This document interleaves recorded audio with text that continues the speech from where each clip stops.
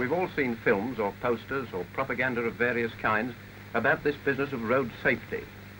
And we've heard it suggested, usually quite wrongly, that a lot of this propaganda is put out by ministries or officials who've never ridden a motorcycle in their lives. So we like to emphasize right at the start that this is a film about motorcycling that's made entirely by motorcyclists, written and produced by motorcyclists, photographed by motorcyclists, and acted entirely by motorcyclists who you'll see in a moment arriving for their daily work as motorcycle repairers, testers, salesmen and the like. Nobby Clark, motorcycle club official. Bill Quinn, TT replica winner, Brooklands record holder, seasoned veteran and everyday rider for over 30 years. Eric Wilson, twice a gold medal winner in the International 6 Days Trial. Keith Walker, trials rider and short circuit racer. Ken Morris, Isle of Man TT rider. And the rest, more than 50 keen everyday motorcyclists. All these experienced men are fond of motorcycle sport in one form or another, trials or racing, solo or with sidecar, but they all confine their spectacular riding to the proper place, the racetrack or the trial section. On public roads you couldn't find a quieter or less conspicuous bunch of riders. And they often have a quiet smile when they see a noisy rider showing off on the road. This kind of demonstration's a poor advertisement for the rider and for the whole motorcycling movement. Before we go on to show you a few riding hints, we'd like to mention that in the course of this film we've staged a few crashes. We've done this partly to help illustrate certain points and partly to make it more interesting. But because of these fake accidents, don't run away with the idea that motorcycling's a dangerous pastime. There's nothing dangerous about this. Any possible danger depends on the user. And this, remember, is a lethal weapon, if you like to use it that way. More pedestrians become road casualties than any other class of road user, not just because there are more of them, but because they're more vulnerable. This kind of thing happens daily.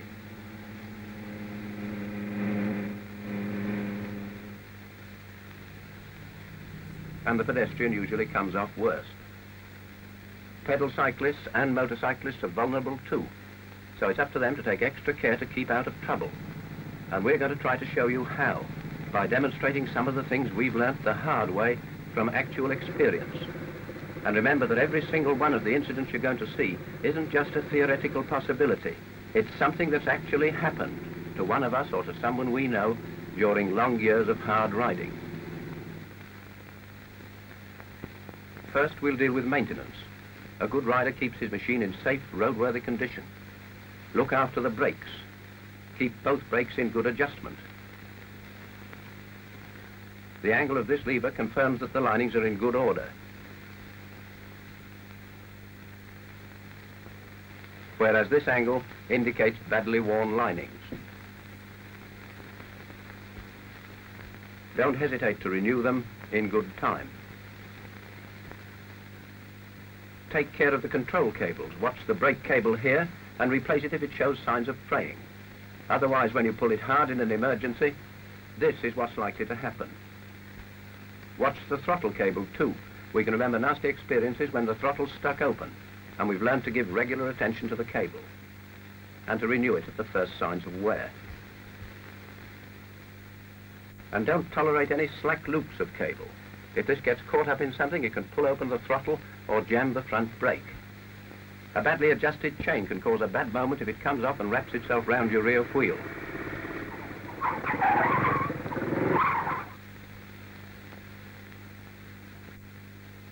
Don't ride with a chain like this.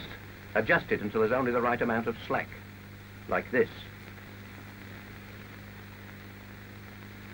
This test shows a badly worn chain. Another test showing a worn chain. When a chain gets into this state, a renewal's the only remedy. And when fitting a chain, make certain you fit the spring clip the right way round, like this, with the closed end facing forwards. Don't fit it like this with the open end forwards, or it may fly off. Make sure that all the nuts are tight. Check your tyre pressures. Wrong pressures cause unsteady steering. And after all, it's not a lot of trouble to inflate a soft tyre, provided your lungs are in good condition. And don't ride a yard with a cut tyre. Bald tyres like this encourage skidding and in any case cause frequent punctures. Bad tyres are a nuisance and a danger. Renew them before they're too far gone. The deep pattern of a new tyre tread ensures a good grip on the road surface. Fill up with a good brand of petrol, and while you're about it, check your oil level, and top up with the correct grade. And more important still, remember that lack of oil in the gearbox can cause the back wheel to seize up. So top up the gearbox when necessary. Leaking petrol's an obvious danger. If the carburetor float's damaged or punctured, fit a new one. We've had machines go on fire due to cracked or loose petrol pipes. Check the nuts occasionally, and if the pipe's at fault, renew it. A loose plug lead's another thing that can help to start a fire. Check it frequently. This type of waterproof terminal's much favored by the experts. Test the lights and pay particular attention to the dip beam. See that it dips properly and adjust the settings so that you don't cause dazzle.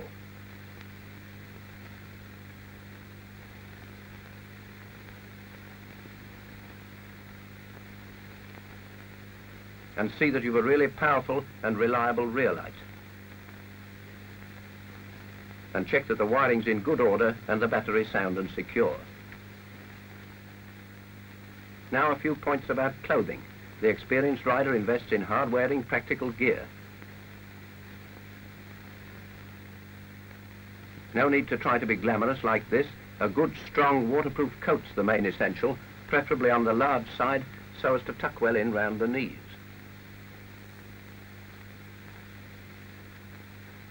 And tough, sensible gloves, and it's a good tip to sew on a scrap of wash leather for wiping rain off goggles. This type of glove, treated with a reflecting material, will help to make sure that your hand signals are visible by day or night.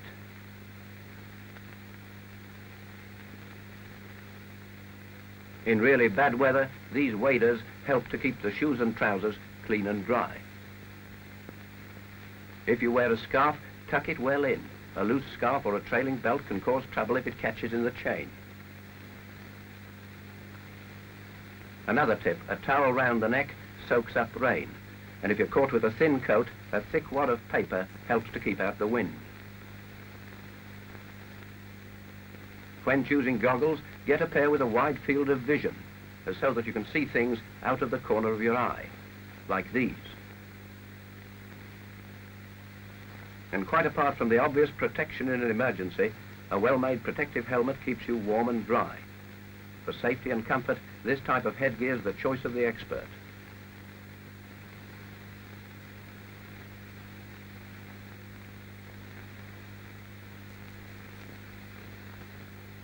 Now about the formalities necessary before your first run. You'll need an up-to-date driving license. Don't forget it must be signed in the space provided. A current road fund license for the machine, and make sure that you're covered by a policy of insurance against third-party risks. You're not compelled to carry your driving license or insurance certificate with you, but if you don't, a policeman's entitled to ask you to produce them at a police station within 5 days. And incidentally, don't lean your machine against a lamppost like this L-rider. Put it on its stand. Motorcycles, if in good condition, aren't difficult to start if you know how. Don't kick away like this. Get an expert to teach you the knack. First, see that the petrol's turned on at the tap and see that it's getting through to the carburetor by feeling the tickler. Switch on, in the case of coil ignition models, set the twist grip slightly open and give a good swinging kick. And when the engine's started, don't start off suddenly without warning or without looking.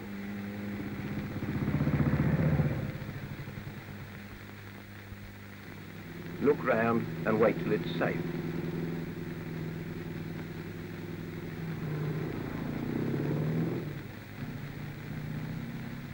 If it won't start on the kickstarter, don't try pushing unless you've practiced first in a quiet spot. This shot's based on an actual incident where a machine ran away with its pusher and injured some pedestrians.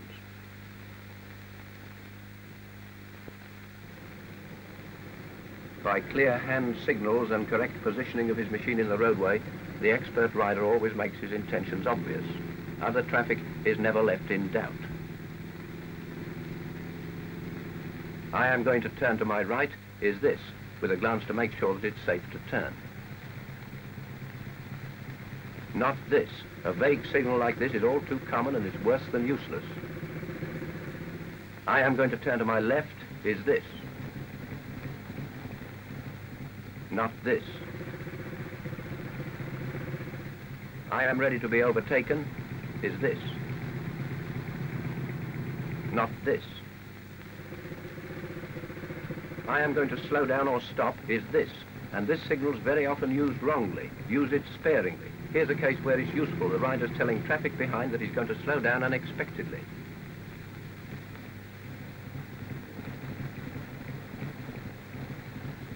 And at pedestrian crossings, it's a good thing to let other drivers and pedestrians know that you intend to slow down.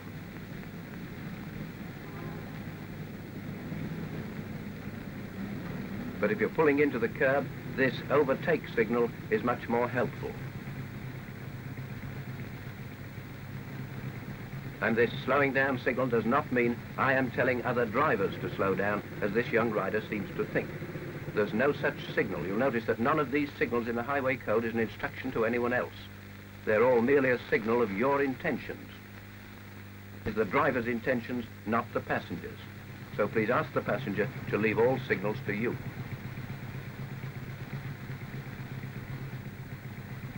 But just giving a signal isn't the whole story of making a turn. Correct road positioning is equally important. Making a right turn, the experienced man filters to the crown of the road, or the right-hand side of the road in the case of a one-way street. Leaving the left of the road clear for other traffic which may want to go straight on.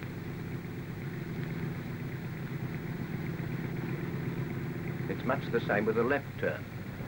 Filter to the near side well in advance, a clear signal, and it all looks very easy.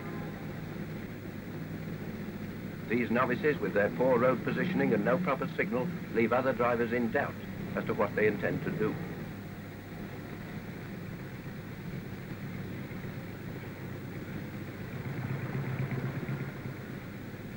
At crossroads or road intersections of any kind, the seasoned rider's always on his guard. But it's not only the major junctions that call for care. These minor crossings where there's nothing to indicate which is the major road are often more dangerous. And it's worth noting that at places like this, the seasoned racing man is noticeably slower than the novice.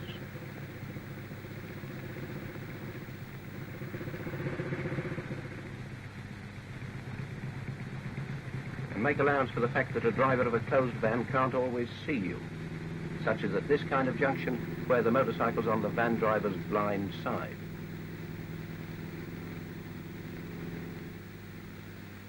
And don't be encouraged to cross just because a passerby waves you on. Always be cautious about signals given by pedestrians. They can't be relied on. And in these cases, the pedestrian's invariably missing if there's an accident. Hey you, come back. At this next crossing, watch those pedestrians. Their actions give a warning. Watch the pedestrians again. This is a better sign. A halt sign means halt. The law says you must come to a complete and absolute stop just before the line, and that's exactly what the wise rider does, even when it seems unnecessary. Just slowing down isn't enough.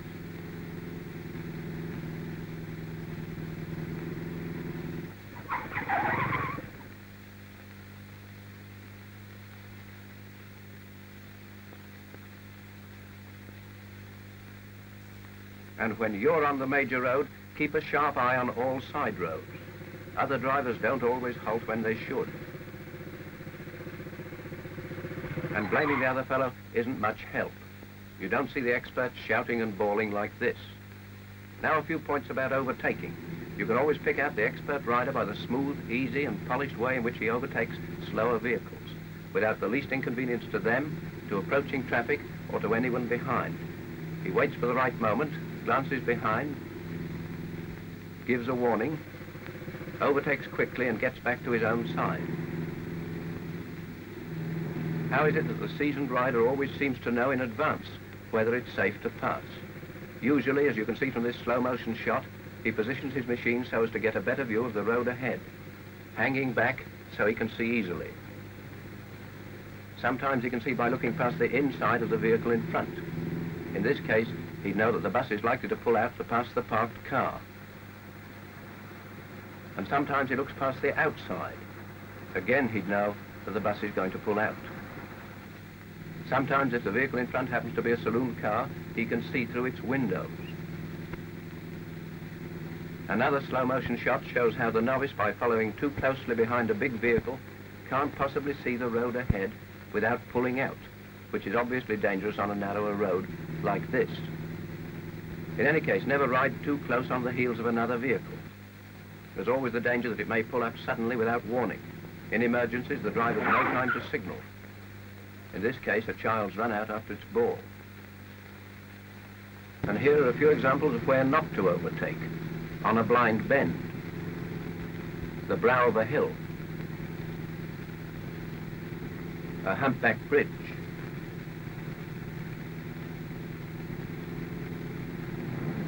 approaching a pedestrian crossing,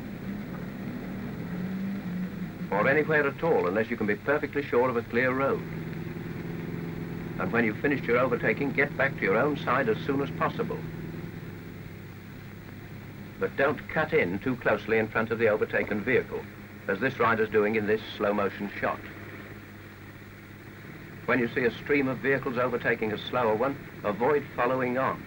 It may be safe for the leaders, but not safe for you. A good car driver usually keeps one eye on his mirror so as to know what's happening behind.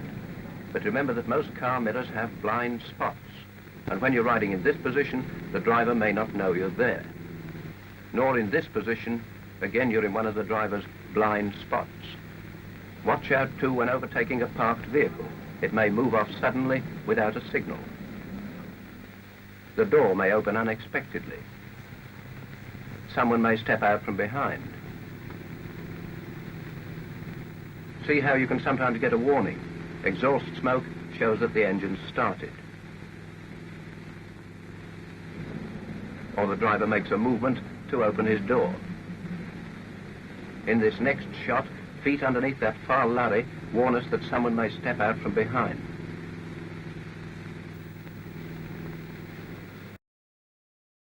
At tram or bus stops, shout for pedestrians and for people dashing to board or leave the vehicle after it's started off. In these busy areas with lines of parked cars, the experienced man rides with his fingers at the ready on the brake lever and his toe hovering over the brake pedal, all set for a quick pull-up if a sudden emergency arises, as it so often does. When overtaking cyclists, allow plenty of room. In the words of a celebrated judge, a cyclist is entitled to his wobble. Now let's take a look at when the boot's on the other foot, when we're being overtaken by faster traffic. In this respect, the motorcyclist has a fine reputation for courteous and considerate driving. You don't often come across a motorcyclist getting in the way by hugging the crown of the road, like this selfish solo rider. More often he knows exactly what's going on behind, either by frequent glances over his shoulder or by fitting a mirror. And here's another point, don't accelerate when you're being overtaken. It's really bad manners and stamps you as a novice.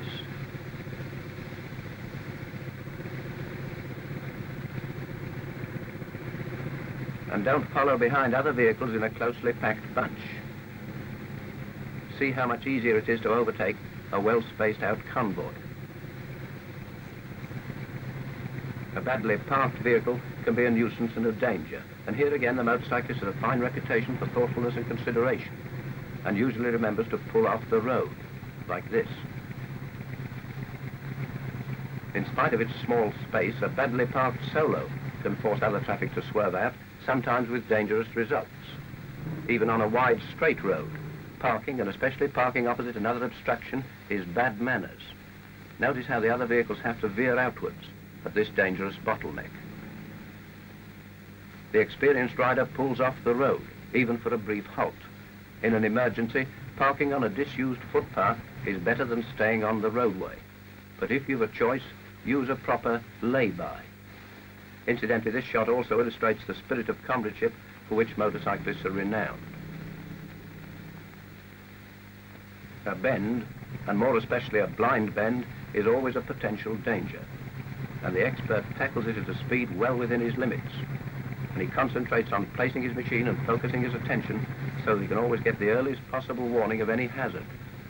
Here's a rider shown slowing well down before the bend, using both the brakes and the gears, and accelerating out of it, finishing up well on his own side of the road. And here's the wrong way, trying to slow down when it's too late and swinging dangerously wide on the exit. Whenever you come to a blind bend, it's always a good thing to expect to find something coming towards you on its wrong side of the road. We know it's the other man's fault, but isn't it much better to try to anticipate and keep out of trouble? So whenever you can't see, slow down. This rider was traveling quite fast, but at the vital moment he was going slow enough to avoid trouble. It's slowing down when you can't see that spells safety. Now for a few points about taking a passenger. The insurance records show that the sidecar outfit's the safest of all road vehicles. But if you drive one, here are a few points to remember. Make sure that the sidecar's fitted securely and properly lined up. Not like this one. We had a bad incident once when a single front sidecar connection broke. And we always like to see a well-fitted fourth point of connection, like this Swallow example. When cornering, remember that if you tackle a left-hand bend too quickly with a light sidecar, the sidecar wheel may lift. So slow well down beforehand and accelerate round the bend well within your limits. Right-hand bends are a lot easier, but don't run away with the idea that you can't overturn bike over sidecar. If you attempt a right-hand bend too quickly, even the safe sidecar outfit can overturn.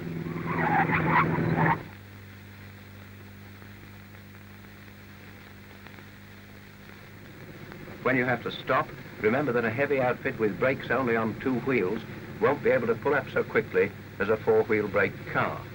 So make allowances or fit a sidecar wheel brake. If you're going to take a friend on the back, don't attempt it without a proper seat.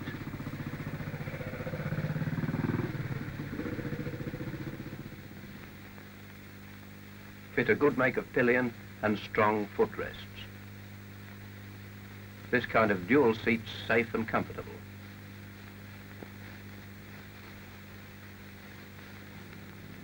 In busy streets, built-up areas of any kind, and even when passing isolated houses in the country, watch out for children. No matter how careful the parents are, the day must come when every child ventures alone into the roadway. And with all the training in the world, a child forgets all caution when running after its ball or when chased in a game. You can't rely on any help from the child. Its safety is entirely in your hands. And this question of child accidents is yet another where the motorcyclist has a fine record. If you examine the police reports analyzing 366 fatal accidents to children under 15, you'll see that only 2 were caused by motorcyclists. 2 out of 366. although a fifth of the vehicles registered are motorcycles. But even this very creditable figure still represents 2 young lives that might have been saved. So remember that although as a motorcyclist you belong to a body with a first-class reputation, you must spare no effort to maintain or even improve this fine record of child safety.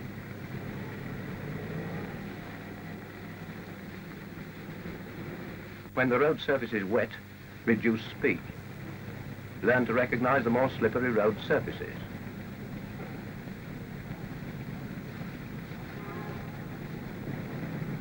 Watch out on wet stone sets, wood-blocked surfaces,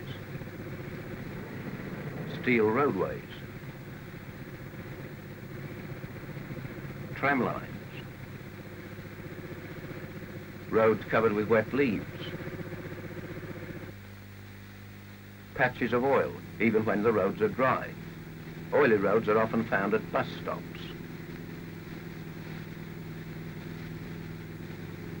Loose gravel, especially on bends. All these treacherous surfaces call for extra care. So avoid sudden changes in direction or changes of speed. Hard braking on a bad surface will always lead to trouble. So use your brakes as little as possible. Select a lower gear and slow down on your engine. If that doesn't do the trick, apply both brakes very gently and evenly. Cross tram lines at a wide angle. Even on a good surface, do all your braking with the machine vertical and traveling in a straight line. Apply both brakes smoothly and progressively. Change down and use your gears as a brake. And remember that the front brake's the more important of the two. Icebound and snow-covered roads call for even more care. Freshly fallen snow isn't so bad, but where possible, pick a path where the snow hasn't been packed down into ice by the passage of vehicles. When the road's covered with smooth ice, it's often a good plan to ride in the gutter, where there's usually a certain amount of grit to provide some wheel grip.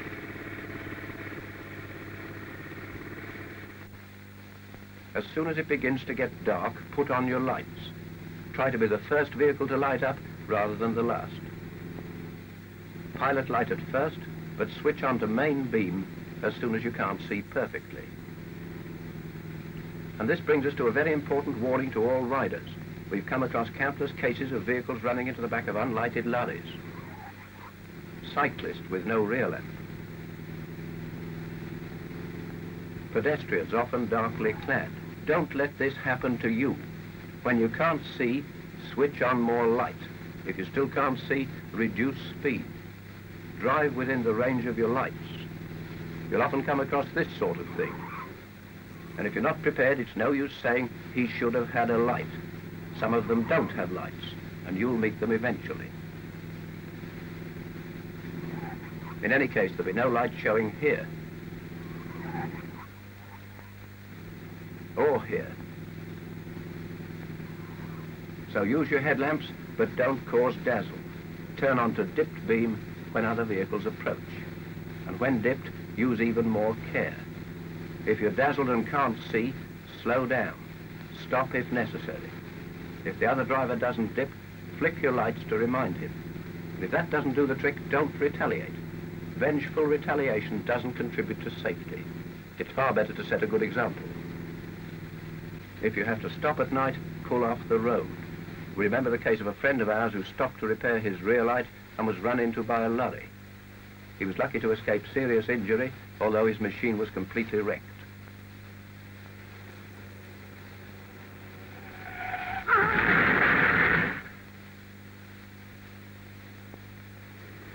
Even when there's street lighting, watch these dark pools. If in doubt, switch on more light. So long as you're running on dipped beam, don't be put off if other drivers flash their lights. And when it's very late, don't treat deserted city streets with contempt. This is just the time you'll meet people taking chances, and it's the time when the drunken driver's about. If you want to overtake at night, flick your light as a signal. If you don't want to overtake, dip the light to save dazzling the car driver through his mirror. And remember that you can't expect other drivers to respect hand signals if they can't be seen. These shots show the advantage of reflecting gloves.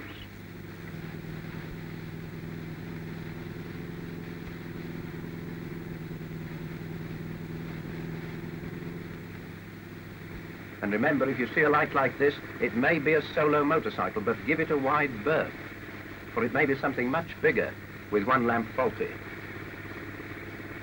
At night, and especially in fog, these cat's eyes are a boon, and we wonder how we ever managed without them.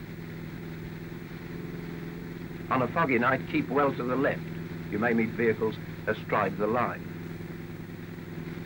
On a dark, foggy night, use a well-dipped headlamp, and switch on that dipped headlamp if you strike fog during the daytime. Pilot lights are useless. You can't see them until long after you've seen the vehicle itself. This Solo has a pilot light on, whereas this headlamp gives ample warning of approach, long before the dark bulk would have come into view if he'd had a pilot light only. And here's another form of dazzle, morning or evening sun. And once again, the model is, if you can't see, slow down. And don't be caught swinging round a bend to find the sun right in your eyes. And allow for the other fellow. The car driver's glass screen makes him worse off than you, especially if his screen's dirty when he'll be traveling almost blind. We know he should stop and clean his windscreen, but some of them don't, so be prepared. A low sun can be a help, too. The shadow tells us there's a vehicle approaching this crossroads. The expert picks up a lot of useful information from shadows. And now for a few odd tips at random. Solo riders must keep a constant watch for stray dogs. If one runs out in front of you, the best plan's to sit tight and keep straight on. Use your brakes and horn, but don't swerve. If you want to carry a parcel, this kind of thing's untidy and possibly dangerous. Attach it securely or use proper pannier bags designed for the purpose. In an emergency, carry it like this. Motorcyclists have always been renowned for their courtesy and consideration, but here are a few reminders for the novice. If you hear the bell of a fire engine or ambulance, give the driver a clear road. Pull in and stop if necessary. This is the kind of view the ambulance driver often gets.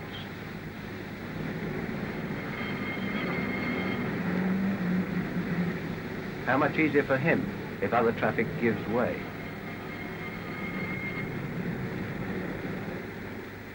If you see a heavy lorry pulling up a hill, give way if need be. If you force the driver to slow down, he may have difficulty in getting his heavy load underway. In the same way, give way to horse-drawn traffic. When passing horses, make as little noise as possible so as not to startle them.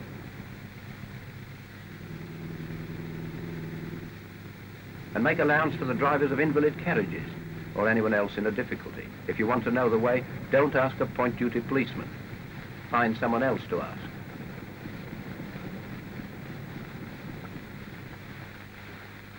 For the absolute novice, this special indoor training machine's an interesting way of getting to know the controls of a motorcycle in the quiet and safety of the indoor classroom.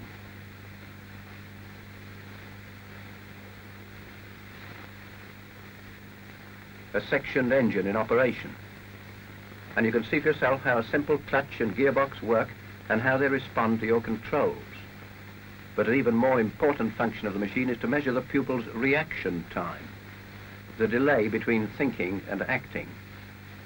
The average recorded time is half a second, which means that at 30 miles an hour you travel 22 feet before you begin to act. Just another reason why you should always travel well within your limits. And now a word about the other fellow. Do you ever stop to consider his point of view? You share the roads with 50 million others, drivers, cyclists, pedestrians of all ages and all standards of intelligence and education. Some young and fit, others old or not so fit. All of us make mistakes sometimes. Make allowances for theirs. This kind of fist shaking is the sign of a bad driver, one who hasn't yet learned to be tolerant. How much nicer to see a wave and a friendly smile. And look at this case. Repeated horn blowing like this is illegal as well as ill-mannered. This is the type of rider who gets motorcyclists a bad name. Whereas this friendly consideration for an older man is in the true motorcycling tradition. We can't all be experts, so let's make allowances.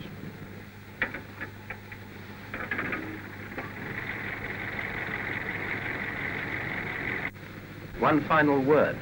We've tried to cram the experience of 1,000,000 miles into a brief 40-minute film, but don't let that give you the idea that there's anything complicated or difficult about motorcycling.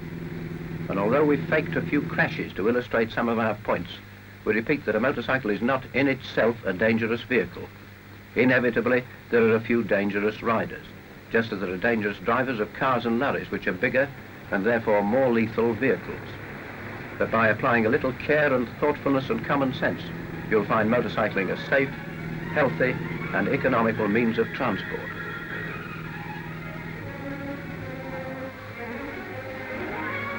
Good luck and safe motorcycling.